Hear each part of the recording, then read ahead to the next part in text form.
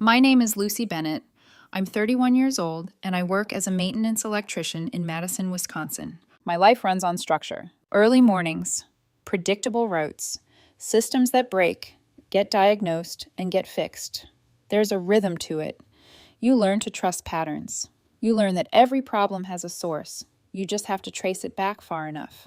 That mindset has shaped everything in my life, including my relationship with Daniel Carter. Daniel is 27, creative, expressive, the kind of man who doesn't just walk into a room, he shifts it. People notice him. They respond to him. I did too. We've been together a little over 2 years. About 9 months ago, he moved into my house. It's not a big place, just something I worked hard for, saved up, took extra shifts, built slowly over time. It's stable. It's mine. We never formalized rent. Daniel said income from his design work could fluctuate depending on clients. I didn't push it. At the time, it felt like a reasonable trade-off. I handled the mortgage, utilities, groceries. He covered his personal expenses, occasionally brought home takeout, little things like that. On paper, everything made sense. Most days, our lives barely overlapped until the evening. I'd get home earlier. He worked later hours. We'd meet in the kitchen, cook something simple, unwind with whatever show we were halfway through. Normal, predictable, stable. Daniel has always liked talking about independence, about identity, about not being defined by expectations. Sometimes it sounded thoughtful. Other times, it felt rehearsed, like something pulled from a conversation he'd already had somewhere else. I usually didn't engage too much. Abstract debates rarely fix anything real. The first moment something felt off happened about 3 weeks ago. He came home late after going out with some friends. His energy was different, sharper, more deliberate, like he was trying to prove something without saying it directly. I was at the kitchen table finishing up a work report when he started talking about autonomy, about reclaiming control, about how people let relationships define their choices. I half listened at first, nodded where it seemed appropriate. Then he mentioned, almost casually, that he had booked a tattoo appointment for the next afternoon. That alone wasn't unusual. Daniel already had a few tattoos, nothing extreme, just small pieces scattered across his arms. But the way he explained this one's different, he said, leaning against the counter, watching me instead of his phone. It's about proving that no one gets to dictate what I do with my own body. Something about that phrasing lingered. I remember pausing for just a second before responding. If it makes you happy, I said, go ahead. At the time, it felt like the right answer. Looking back, that was the last moment things still made sense. The next day, he went to the appointment while I was at work. I didn't think about it much. When you're dealing with faulty panels and emergency calls, your focus narrows. Everything else fades into the background. By the time I got home, it was already close to 6. Daniel was on the couch, scrolling through his phone, looking satisfied. That same sharp confidence from the night before. How was it? I asked, setting my keys down. He smiled without looking up. Exactly what I wanted. There was a pause. Then he added, it feels empowering. That word stuck. He stood up, walked over, and lifted the side of his shirt slightly. At first, my brain didn't register it. Just black lettering, clean lines, simple. Then the letters formed into something recognizable. A name, not mine, Isabella. For a second, everything went completely still. I didn't react immediately, not outwardly, but internally it felt like something had shifted, quietly, but permanently. Who's Isabella? I asked. My voice stayed calm, even. He exhaled like the question itself was inconvenient. Someone I had a deep connection with, he said, a long time ago. I let that sit for a second. Your ex? I asked. He nodded, but immediately started talking again, faster this time. Labels don't really matter, he said. People get too caught up in ownership. This isn't about her. It's about what that period of my life meant. Growth, change, independence.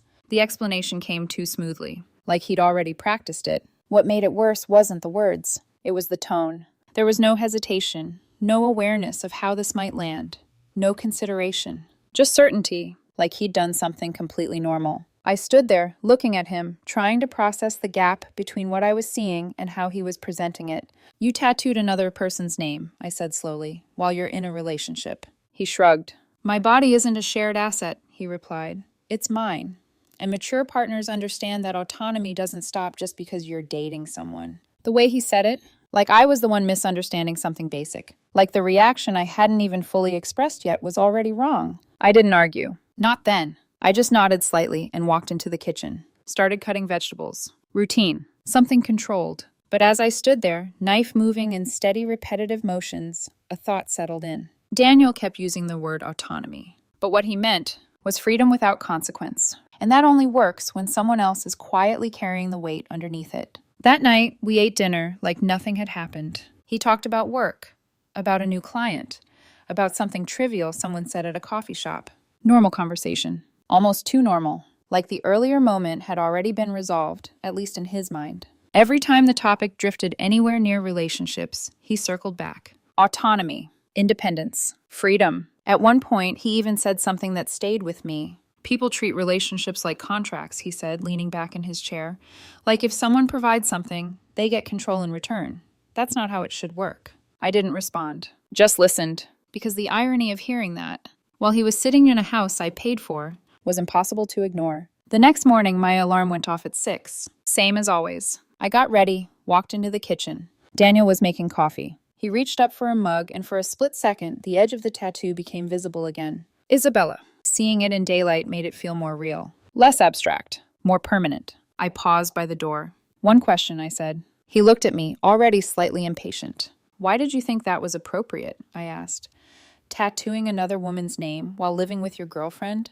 He sighed, like I was exhausting him. Then came another explanation. Long, layered, philosophical, about how past connections shape identity, about honoring growth, about not being defined by expectations. It sounded thoughtful, carefully constructed, but there was one thing missing: accountability. Before I left, he added one more sentence. If you respected my autonomy, he said, you wouldn't turn this into a problem. That line clarified everything, because it finally stripped away the abstraction. To him, autonomy didn't just mean making his own choices. It meant those choices existing without criticism, without consequence. And in that moment, something shifted inside me. Quietly. Completely. Because I believe something much simpler. Everyone gets autonomy. They just don't get to avoid what comes after it. Over the next few days, I stopped reacting. That was the first real change. I didn't argue. I didn't revisit the conversation. I didn't try to explain why it bothered me or convince him to see it differently. Instead, I started paying attention. When you work in maintenance, you learn quickly that arguing with a problem doesn't fix it. You don't debate with a broken circuit. You trace it. You identify where the system fails. So I treated the situation the same way. Daniel kept talking about autonomy, but I started looking at the structure underneath it. The reality was simple. He talked about independence, but his lifestyle depended almost entirely on me. I paid the mortgage, electricity, water, internet, groceries. The house was in my name, always had been. Daniel's freelance income covered his personal spending, but not much else. That had been fine before. It had been a choice I made because I thought we were building something long-term. Now I was seeing it differently. That weekend, he had 2 days off. Saturday afternoon, he spent most of it on the couch, scrolling through his phone, occasionally laughing under his breath. At one point, he turned the screen toward me. Look, he said. It was a photo of the tattoo. Close up, clean lighting, carefully framed. The caption read something about reclaiming identity, about honoring growth, about refusing to be defined by anyone else's expectations. There were dozens of comments underneath, some supportive, some confused, some asking questions. Daniel laughed as he read them. People are so stuck in old ways of thinking, he said. They don't get it. I didn't respond, just nodded slightly and went back to what I was doing. Later that evening, he brought it up again. Some people were surprised I even have a girlfriend, he said casually. Like, apparently you're not supposed to do something like this if you're in a relationship. He shook his head, amused. Secure partners don't feel threatened by symbols from the past. I looked at him for a moment. Then I asked, does Isabella know? He paused. Know what? That you turned her name into something permanent. He shrugged. Maybe she'll find out someday. Then he smiled slightly. If she does, she'll probably appreciate it. That was the moment something shifted again. Because it wasn't just defense anymore. It was pride. He wasn't just justifying the decision. He was proud of it. And the more he talked about autonomy, the clearer it became. He expected to have all the benefits of independence, while still living inside the structure someone else built. After that, I stopped engaging with the philosophy entirely. There was no point. Instead, I started adjusting the practical side of things. The first change was small, almost unnoticeable if you weren't paying attention. Every Sunday, I usually do groceries for the week. It's easier with my schedule. I pass by the store on my way home, and I typically buy enough for both of us. Meals, snacks, basic household things. That Sunday, I didn't. I only bought what I needed. Eggs, chicken, vegetables, Simple things I use for my own meals. Nothing extra. Nothing shared. Monday morning, Daniel noticed immediately. He opened the fridge, stood there for a few seconds longer than usual, then turned toward me. "Where's everything else?" he asked. I was pouring coffee. "What do you mean?" "The groceries," he said. "This is just your stuff." I nodded. "Yeah, I only picked up what I needed." There was a pause. A longer one this time. "What does that mean?" he asked. I set the cup down, met his eyes. "It means," I said calmly, "if an autonomy is important to you, then it makes sense for you to handle your own food and personal expenses." He stared at me, like he was trying to figure out if I was joking. Then his expression shifted. "That's petty," he said. I didn't react. "It's not petty," I replied. "It's consistent." "With what?" "With what you said you want." He shook his head, already irritated. "Groceries are just part of living together," he said. "You're turning this into some kind of punishment." "It's not punishment," I said. "It's alignment." That word seemed to land wrong. His jaw tightened slightly. "This is exactly what I meant," he said. "You're making this into something bigger than it is." I didn't argue. There was no need. He grabbed his keys, his bag. "I don't have time for this," he said, heading toward the door. Then, just before leaving, he added, "You're overreacting. It's symbolic." The door closed, and for the first time, the house felt different. Not empty, just clearer. Over the next few days, the pattern repeated. Small moments, subtle expectations. Tuesday night, he walked into the kitchen while I was cooking. "What are you making?" he asked. "Dinner," I said. "For both of us?" I shook my head slightly. "Just for me. You can use the kitchen if you want." He frowned. "You're serious about this?" I didn't respond, just kept stirring the pan. Wednesday, he asked about the internet bill. "Did you pay it yet?" he said. "Yeah," I replied. "Okay, good." I glanced at him. "We should probably split that going forward." That one hit differently. He didn't respond immediately. Just stared at me for a second, like he wasn't sure how to react. Every time something came up, I brought it back to the same point. Autonomy. Not as an argument, just as a framework. Because real autonomy isn't just about choices. It's about responsibility. And for the first few days, he treated it like a phase. Like something temporary. Like eventually, things would go back to normal. But they didn't. I kept doing exactly what I said. Buying only my groceries. Cooking only my meals. Handling my responsibilities. And leaving him to handle his. At first, he adapted. Sort of. He started ordering takeout. 2 nights in a row, delivery showed up at the door. Each time, he made a point of commenting on it. "I guess I'll handle my own dinner," he said once, setting the bag down a little harder than necessary. I nodded. "You said you wanted autonomy." He didn't respond, but his expression shifted. The confidence from earlier in the week was starting to thin. By Thursday, irritation had replaced it. "Are you going to keep doing this?" he asked that night. I looked up from my plate. "Doing what?" "This," he said, gesturing vaguely around the kitchen. "Acting like we're roommates." I set my fork down. "I'm not acting like anything," I said. "I'm just adjusting how things work so they match what you said you wanted." "That's not what I meant," he said quickly. "Then what did you mean?" I asked. He hesitated, just for a second. Then, "Couples support each other," he said. That made me pause. Not because I disagreed, but because of the timing. "So, do you think tattooing your ex-girlfriend's name," I asked calmly, "while living in my house counts as support?" The shift was immediate. His posture changed. His tone sharpened. "That has nothing to do with this," he said. "It has everything to do with this," I replied. "No, it doesn't," he said, voice rising slightly. "You're just using that to justify being controlling." I leaned back slightly. "Have I told you what you can or can't do?" I asked. He didn't answer. "Have I tried to stop you from making any decisions?" I continued. Silence. "I haven't controlled anything," I said. "I've just stopped automatically providing."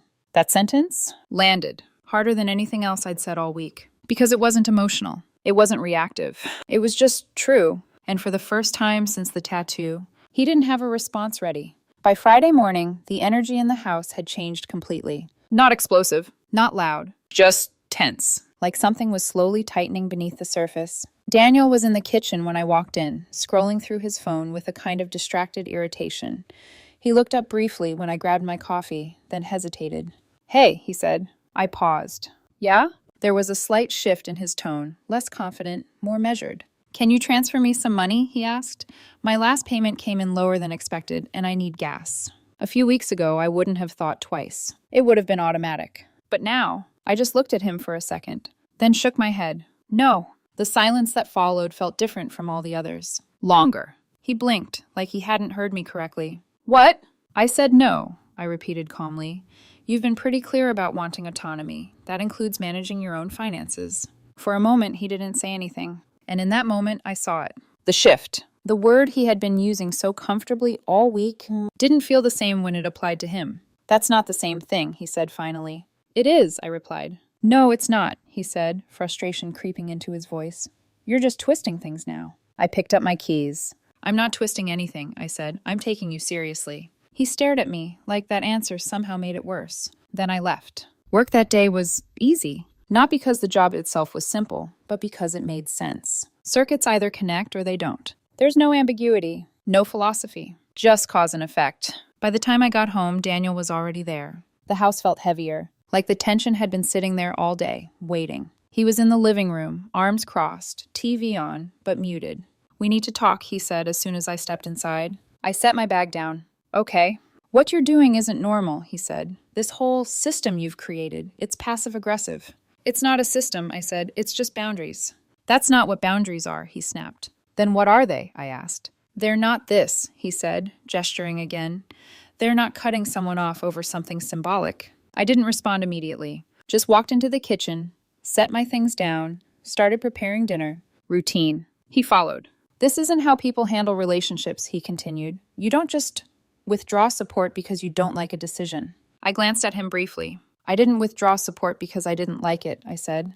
I withdrew support because it made it clear how you see the relationship. He frowned. What does that even mean? It means, I said, turning back to the counter, you expect to make decisions that affect the relationship while acting like the relationship doesn't factor into those decisions at all. That's not true, he said quickly. Then explain it, I said. He opened his mouth, paused, closed it again, because there wasn't a clean explanation, not one that didn't contradict what he'd already said. The silence stretched, and for the first time, it wasn't me holding back. It was him running out of words. That night, he didn't order takeout. He didn't cook either. He just sat in the living room while I ate in the kitchen. The distance between us wasn't physical. It was something else. Something quieter, but heavier. Saturday morning, it finally broke. It started small, like everything else. He opened the fridge, stood there for a second, then shut it harder than necessary. You're really going to keep doing this? He asked, turning toward me. I was at the table, going through a few notes for a side job. Yes, I said. That was it, that single word. And suddenly, everything that had been building all week spilled over. This is insane, he said, voice rising. You're acting like I did something unforgivable. I didn't say that, I replied. You don't have to, he shot back. It's obvious. I set the pen down slowly. Then what exactly do you think you did? I asked. That caught him off guard. What? You said it's not unforgivable, I continued. So what is it? He hesitated. Then, it's a personal decision, he said. It doesn't define anything about us. Then why does my reaction define everything about me? I asked. That hit. I could see it in the way his expression shifted. But instead of stepping back, he pushed forward. You're being insecure, he said. That's the issue, not the tattoo. I nodded slightly. Okay, I said, let's say that's true. There was a brief pause. Then I continued. Does being insecure justify you relying on me for housing, food, and money while making decisions that ignore the relationship completely? His jaw tightened. Those are separate things. They're not, I said. Yes, they are, he insisted. My body has nothing to do with where I live. I held his gaze. Then live somewhere else, I said. The room went completely still. For a second, he didn't react, like the words hadn't fully landed yet. Then, he laughed, short, sharp. You're not serious. I didn't answer, just stood up, walked past him, into the hallway, opened the closet, and pulled out one of his suitcases. The sound of the wheels hitting the floor echoed louder than it should have. When I set it down in the living room, something changed. Not gradually. Instantly. Because suddenly this wasn't abstract anymore. It wasn't a conversation. It was real. You're actually doing this? He asked. There was something new in his voice now. Not just anger. Something underneath it. Something closer to disbelief. Yes, I said. The word came out just as steady as before, but it carried more weight now. Because now, there was no space left for interpretation. For a moment, neither of us moved. Daniel stood there, staring at the suitcase like it didn't belong in the room. Like if he didn't acknowledge it, the situation might still reset itself back to something familiar. This is ridiculous, he said finally, shaking his head. No one ends a relationship over something like this. I'm not ending it over the tattoo, I replied. Then what? He snapped. What is it, Lucy? I held his gaze. It's the way you think it doesn't matter, I said. The way you expect everything else to stay the same after it. That's because it should, he shot back. You're the one making it a problem. I didn't respond to that. because we had already gone in circles enough times. Instead, I said something simpler. You said you want autonomy, I said. This is what it looks like. His expression tightened. That's not autonomy, he said. That's you trying to prove a point. No, I said quietly. This is me accepting yours. That landed harder than anything else. I could see it, because for the first time since this started, he didn't immediately argue. He just looked at me, trying to recalibrate, trying to figure out where the control had shifted. This is extreme, he said after a few seconds. You're overreacting. Am I? I asked. Yes, he said quickly. Completely. You're throwing away 2 years over something symbolic. I nodded once. Then it should be easy for you to leave, I said. Silence. That same heavy stretched silence from earlier in the week. But now it felt sharper, more final. You're not serious, he said again. But this time it didn't sound like confidence. It sounded like hope. I am, I said. I didn't raise my voice, didn't step closer, didn't do anything dramatic. I just stood there, still, certain, and that certainty is what broke through. Because suddenly the situation wasn't theoretical anymore. It wasn't about philosophy or language or who was right. It was about consequences, real ones. You're really kicking me out, he said. It wasn't a question. Not exactly. Yes, that was it. Just one word. No explanation. No justification. Because everything that needed to be said had already been said. For a few seconds, he just stood there. Then something in his posture shifted. The anger was still there, but now it had something else mixed into it. Something quieter, less controlled. This is messed up, he muttered, running a hand through his hair. You don't just do this to someone. I'm not doing anything to you, I said. You're free to make your own decisions.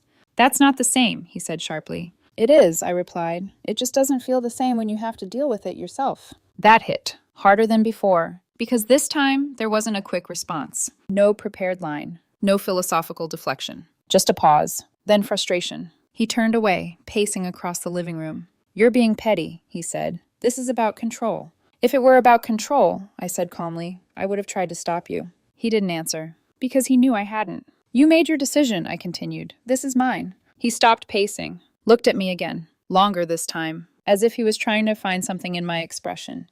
Doubt, hesitation, anything that suggested I might back down. There was nothing, and that's when the shift happened. Not dramatic, not loud, but clear, because the confidence he had carried all week finally cracked. Where am I supposed to go, he asked. The question came out quieter than anything he'd said so far, less like an argument, more like a realization. That's something you'll have to figure out, I said. He let out a short laugh, but there was no humor in it. So that's it, he said? You're just done? I didn't answer immediately, because the truth was, I had been done for a while. I just hadn't acted on it yet. Yes, I said. Another pause. Then the anger came back, stronger this time, because it was easier than sitting with what was actually happening. This is insane, he said, grabbing the suitcase. You're acting like I cheated on you or something. I didn't respond. He started pulling clothes out of the bedroom, tossing them into the suitcase with more force than necessary, every movement sharper than the last. Every few minutes, he'd stop, turn toward me, say something else. You're going to regret this. This is not how adults handle things. You're overreacting. I let him talk. Didn't interrupt. Didn't engage. Because none of it changed anything. About an hour in, the pace slowed. The anger was still there. But it wasn't as loud, because reality had started to settle in. 2 suitcases. A couple of bags. That's what 2 years had been reduced to. He called someone eventually. I heard him in the other room. Short conversation. Quick explanation. The kind you give when you don't want to go into detail. When he came back out, he avoided looking at me directly. Which was new, because all week he had been so certain, so steady. Now, there were gaps. He stood near the door, shifting his weight slightly. She's on her way, he said. I nodded once. That was all. The waiting was quiet. No more arguments. No more philosophy. Just the sound of time passing. When the car finally pulled up outside, he grabbed his bags, paused at the door, then looked back at me. This is your choice, he said. Yes, I replied. He shook his head. You're going to realize how rare independence like mine is, he added. There was a hint of the old confidence in that line, but it didn't land the same anymore, because now it sounded like something he needed to believe, not something that was true. I didn't respond. He opened the door, walked out, and just like that, the house was quiet again. The first thing I did the next morning was block Daniel's number. Not out of anger, not even out of resentment, just practicality. I've seen how these situations usually play out. Long messages, late-night arguments, recycled conversations that don't actually change anything. I didn't want that. So before I even left for work, I closed that door completely, blocked his number. Removed him from social media. No access. Clean break. Then I went to work. Same schedule. Same routine. That day, I was replacing a faulty breaker panel in an office building downtown. It took most of the morning. Old wiring, messy connections, nothing unusual. And honestly, it helped, because electricity doesn't care about emotions. It doesn't respond to arguments or explanations. It either works, or it doesn't. By the time I got home that evening, the house felt different. Not empty, just quiet, clear. Daniel had always filled the space with noise, music, phone calls, random conversations that overlapped with everything else. Now, there was none of that, just stillness. I walked through each room slowly, not because I expected to find anything important. More out of habit, checking, confirming. He had taken most of his things. A few small items were left behind, nothing significant. Things that could be replaced. Things that didn't matter. And for the first time in weeks, everything felt aligned again. Not perfect, but stable. That night I cooked dinner. Same as always. Same routine. But the difference was, there was no tension sitting across from me. No conversations that circled around the same unresolved point. No need to measure my words. Just quiet. Simple. Controlled. I didn't think about him much. Not in a sentimental way. More like reviewing a situation after it's already been resolved. Understanding it. Closing it. 2 days later, I found out he had tried to reach me. Not directly. Through work. One of the office staff mentioned that someone had called asking if I was available.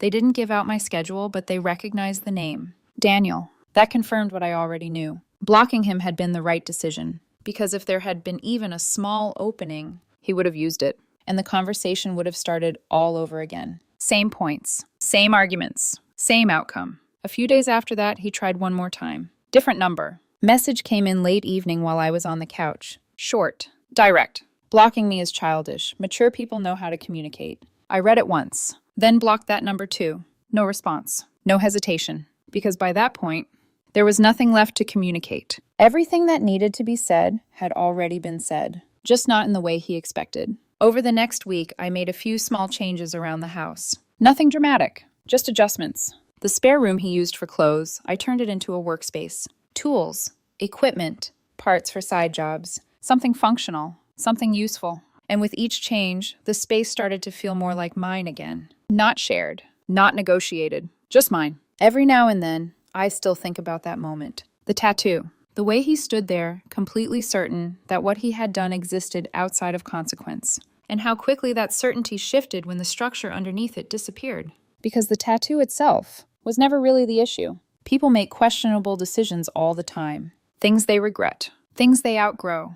That wasn't the point. The point was what it represented. Not autonomy. Not independence. Entitlement. The expectation that he could make a decision that openly disregarded the relationship while still benefiting from everything the relationship provided. Housing, stability, support. And when that support was removed, suddenly the language changed. Now it was about fairness, about maturity, about communication. But autonomy, real autonomy, doesn't come with a safety net someone else is holding. It comes with responsibility, with consequence, with standing on your own. And if someone truly wants that, the most honest thing you can do is step aside and let them have it.